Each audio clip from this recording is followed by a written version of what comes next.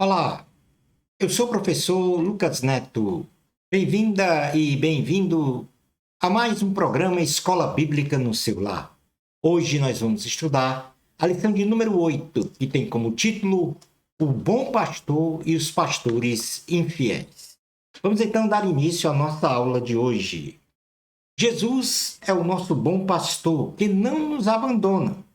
Porém, sacerdotes infiéis maculam o seu chamado quando abandonam as ovelhas do Senhor. Nesta lição, no ponto número 1, conceituaremos o termo bom pastor. No ponto número 2, conheceremos o papel do bom pastor. No ponto 3 da lição, veremos o resultado do trabalho do bom pastor. No ponto número 4, identificaremos as qualificações do verdadeiro e bom pastor. No ponto número 5 da lição, entenderemos a mensagem divina para os pastores infiéis. E finalizando então nosso estudo, no último ponto, ponto número 6, identificaremos Jesus como nosso sumo e bom pastor. Conceituando então o termo bom pastor.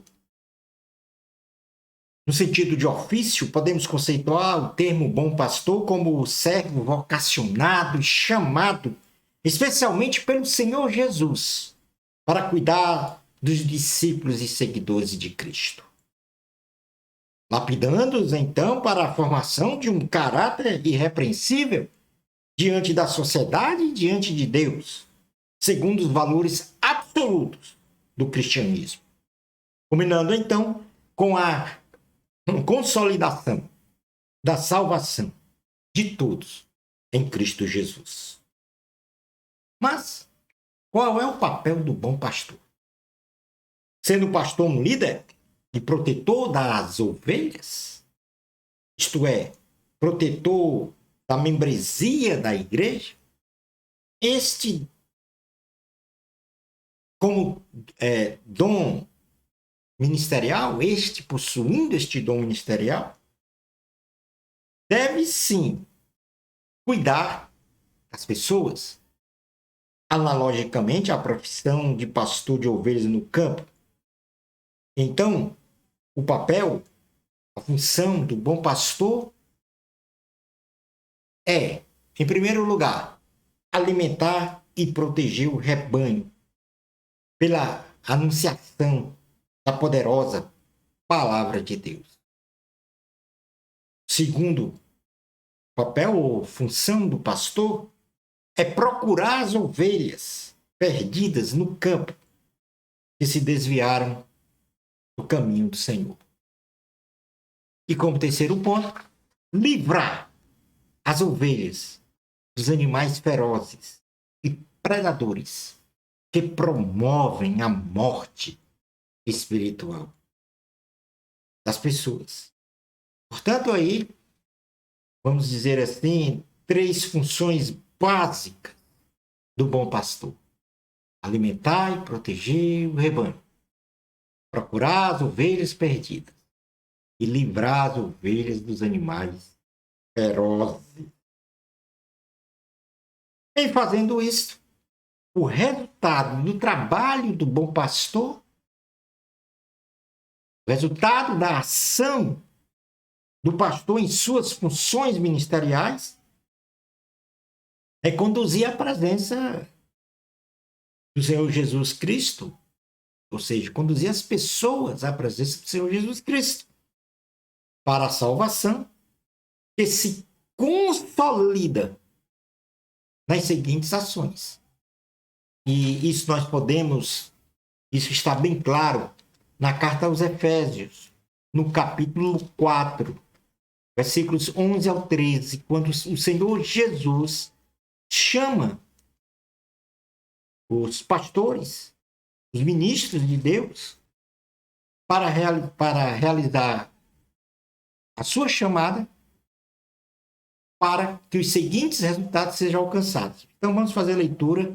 Efésios, capítulo 4, versículos 11 ao 13 diz: E se ele mesmo concedeu uns para apóstolos, outros para profetas, outros para evangelistas e outros para pastores e mestres, com vista ao aperfeiçoamento dos santos, para o desempenho do seu serviço, para a edificação do corpo de Cristo, até que todos cheguemos à unidade da fé e o pleno conhecimento do Filho de Deus, à perfeita varonilidade, à medida da estatura da plenitude de Cristo. Portanto, nós temos aí 6 resultados a alcançar no trabalho do bom pastor. Primeiro, preparar o povo de Deus para o serviço na obra do Senhor. Edificar o corpo de Cristo pela anunciação da palavra de Deus. Terceiro resultado, promover a unidade da fé dos cristãos. Quarto resultado, ensinar o conhecimento do Filho de Deus pela palavra e pelo seu exemplo. Levar os cristãos a um alto nível de maturidade espiritual. E trazer, então, a plenitude de Cristo no meio do povo de Deus. Ora, nesse sentido, então, nós conceituamos o termo pastor, contemplamos o papel, ou seja, as funções do bom pastor, o resultado que deve ser alcançado, aí número de 6. E para isso, o bom pastor precisa de qualificações. Qualificações espirituais e qualificações morais. O verdadeiro e bom pastor garante e preserva a segurança espiritual da igreja do Senhor Jesus, tanto no tempo presente como na direção da eternidade, através da sua autoridade, que lhe foi conferida pelo nome de Jesus. E isto a partir de uma plataforma das suas qualificações espirituais e morais. As qualificações espirituais sistematizadas para o ofício de diácono, que é registrado na Bíblia, e diácono aqui é a base da pirâmide dos ministros, né, do governo da igreja. Estas qualificações registradas para os diáconos também é indispensável para os demais cargos ministeriais. Ou seja, são indispensáveis para a nomeação, posse e exercício dos demais cargos eclesiásticos, inclusive o de pastor, e isso de forma reconhecidamente bíblica. E especialmente o pastor não pode deixar de ser, em primeiro lugar, cheio de fé e do Espírito Santo. No livro de Atos dos Apóstolos, no capítulo 6, quando menciona aqui as qualificações espirituais do diácono Estevão, nós podemos então trazer isso para o ministério do bom pastor. Atos capítulo 6, versículo 5 diz: o parecer agradou a toda a comunidade e elegeram Estevão, homem cheio de fé e do Espírito Santo. Segunda qualificação espiritual, ser cheio da graça e do poder.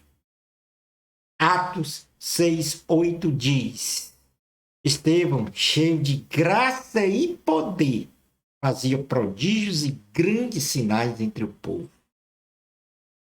Terceira qualificação espiritual do bom pastor, deve ser cheio de sabedoria. No versículo 10 diz: e não podiam resistir à sabedoria e ao espírito pelo qual ele falava. Quarta qualificação espiritual, ser cheio de luz.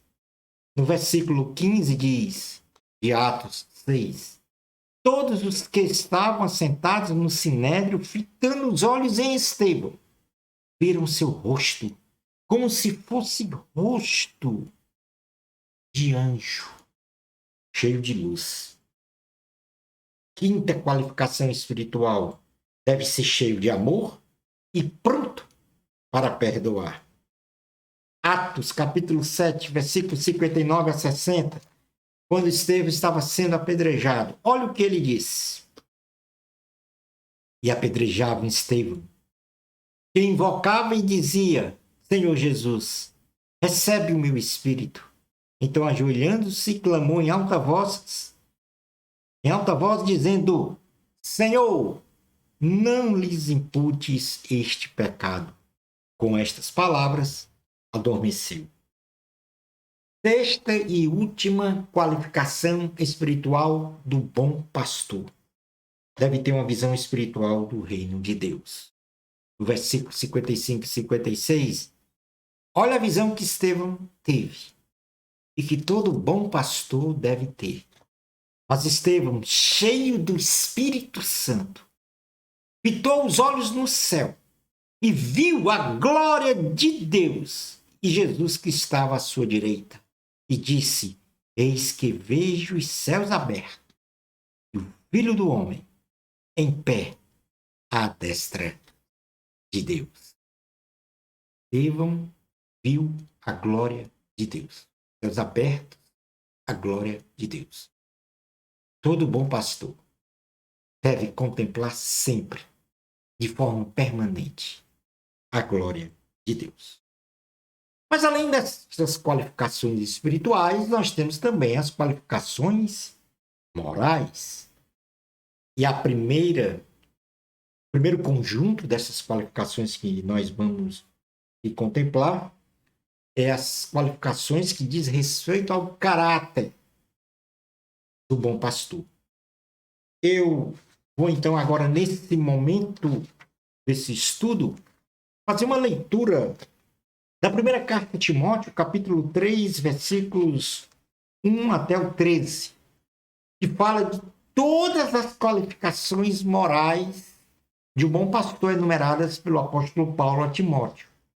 E depois vou só mencionar todas estas qualificações morais que estão contidas nessa leitura. Vou fazer uma leitura linear. Diz assim a palavra do Senhor: fiel é a palavra. Se alguém aspira ao episcopado, excelente obra almeja. É necessário, portanto, que o bispo seja irrepreensível, esposo de uma só mulher, temperante, sóbrio, modesto, hospitaleiro, apto para ensinar, não dado ao vinho, não violento, porém cordato, inimigo de contendas, não avarento, e que governe bem a própria casa, criando os filhos sob disciplina, com todo respeito, pois se alguém não sabe governar a própria casa, como cuidará da igreja de Deus? Não seja neófito para não suceder que se ensoberba incorra na condenação do diabo. Pelo contrário, é necessário que ele tenha bom testemunho de fora, a fim de não cair no opróbrio e no laço do diabo. Semelhantemente, quanto a diáconos, é necessário que sejam respeitáveis, de uma só palavra, não inclinados a muito vinho, não cobiçosos de sórdida ganância, conservando o mistério da fé com a consciência limpa. Também sejam estes primeiramente experimentados e, se mostrarem irrepreensíveis, exerçam o diaconato. Da mesma sorte, quanto às mulheres, é necessário que sejam elas respeitáveis, não maldizentes, temperantes, fiéis em tudo. O diácono seja marido de uma só mulher e governe bem seus filhos e a própria casa, pois os que desempenham bem o diaconato alcançam para si mesmo justa preeminência e muita intrepidez na fé em Cristo Jesus. E, portanto, agora, mostrando de uma forma didática todas essas qualificações, em seu caráter, o bom pastor deve ser irrepreensível, inculpável. Ele deve ter boa reputação com os estranhos. Ele deve ser respeitável. Deve ser um homem de uma só palavra. Deve sustentar as verdades profundas do Evangelho de Cristo com consciência limpa. Deve ser modesto, sem vaidades. Não deve ser cobiçoso de sórdida ganância e nem procurar ganhos desonestos. Deve ser justo, isto é, fazer o que é certo. Em seu comportamento, o bom pastor deve ser temperante, ou seja, ter autocontrole com domínio de si próprio. Deve ser sóbrio, isto é, brando. Deve ser hospitaleiro, ou seja, aquele que acolhe com satisfação as pessoas. Deve rejeitar qualquer vício. Não deve ser violento, ou seja, briguento, alvoroçado, inclinado à agressão ou a discussões. Deve ser cordato, ou seja, moderado na análise das situações. Não deve ser contencioso, isto é, incerto, cético, provocador de dúvidas e infidáveis discussões. Não deve ser avarento, isto é, amante do dinheiro. Na família, o bom pastor deve ser marido de uma só mulher e deve administrar bem a sua própria família e ter os seus filhos em sujeição e respeito. No seu ministério, deve ser apto para o ensino, com excelência da compreensão da palavra de Deus e habilitado a transmiti-la, refutando, quando necessário, os contradizentes. Não deve ser neófito, ou seja, despreparado para o exercício de seu ministério. Deve ser provado quanto ao exercício do seu ministério pastoral. E deve ser, então, um homem de fé. Lembrando, então, todas estas qualificações estão descritas, registradas na primeira carta a Timóteo, capítulo 3, do versículo 1 ao 13. E aqui, de forma didática, nós fizemos uma divisão para entendermos estas qualificações. E, portanto, o bom pastor, diante das suas funções, diante dos resultados que deve ter na sua obra, no seu ministério, deve ter todas essas qualificações. E diante dessas qualificações, não pode recair de modo algum de ser um pastor infiel. Porque o Senhor, então, agora, e aí é o texto base da lição de número 8, promove uma mensagem divina para os pastores infiéis. Nós estamos estudando a lição 8, o bom pastor e os pastores infiéis. Então, vimos aí a parte do bom pastor e vamos ver agora a parte dos pastores infiéis. O Senhor, ele manifesta aos líderes eclesiásticos, de Israel, através do profeta Ezequiel, o seu descontentamento por eles terem desvirtuado o chamado de proteger e cuidar das pessoas. Cuidar das pessoas. Cuidar das ovelhas do Senhor.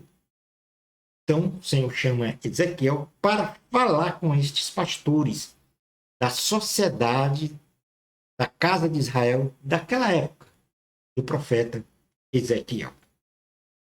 Isso está escrito, esta mensagem, no livro de Ezequiel, no capítulo de número 34, que nós vamos passar a descrever agora. Primeira mensagem que Deus fala a Ezequiel, dizendo que os pastores infiéis cuidavam de si mesmos, em detrimento do cuidado com as ovelhas do Senhor, buscando o atendimento de seus próprios interesses pessoais, dos seus próprios interesses financeiros, de fama e de poder. Ou seja, não cuidavam das ovelhas, mas cuidavam só de si mesmos. O versículo 1 ao 3 do capítulo 34 de Ezequiel diz: veio a mim a palavra do Senhor, dizendo: filho do homem, profetiza contra os pastores de Israel. Profetiza e dize-lhes: assim diz o Senhor Deus, ai dos pastores de Israel que se apacentam a si mesmos. Não apacentarão os pastores as ovelhas? Comeis a gordura, vestivos da lã e degolais o cevado, mas não apacentais as ovelhas. Segunda mensagem para os pastores infiéis é que eles se preocupavam apenas com a sua própria saúde física e espiritual, sem se importar com a saúde física e espiritual das ovelhas do Senhor. No versículo 4, a parte A diz assim: a fraca não fortalecestes, a doente não curastes, a quebrada não ligastes, e a desgarrada não tornastes a trazer. E por isso, diz ainda, que e a desgarrada não tornaste a trazer, e a perdida não buscaste. Portanto, se preocupava apenas com a sua própria saúde física e espiritual e não com a saúde física e espiritual das ovelhas. Terceira mensagem é que os pastores infiéis lideravam o rebanho com crueldade, maliciosamente, com prepotência, de forma autoritária e não com autoridade, maltratando as ovelhas do Senhor, se colocando como entes infalíveis e inerrantes. No versículo 4 da parte B, diz assim a palavra do Senhor: mas dominai sobre elas com rigor e dureza. Terceira mensagem: abandonar as ovelhas do Senhor, dispersando-as para fora do aprisco e denotando culpabilidade destas ovelhas por se dispersarem. A culpa sempre recaía sobre as ovelhas, pelo estado débil destas ovelhas. Diz assim a palavra do Senhor no versículo 5 e 6. Assim se espalharam por não haver pastor. Se tornaram pasto para todas as feras do campo. As minhas ovelhas andam desgarradas por todos os montes e por todo elevado outeiro. As minhas ovelhas andam espalhadas por toda a terra, sem haver quem as procure ou quem as busque. O Senhor então manifesta face ao abandono em todos os sentidos de seu rebanho pelos pastores infiéis da casa de Israel.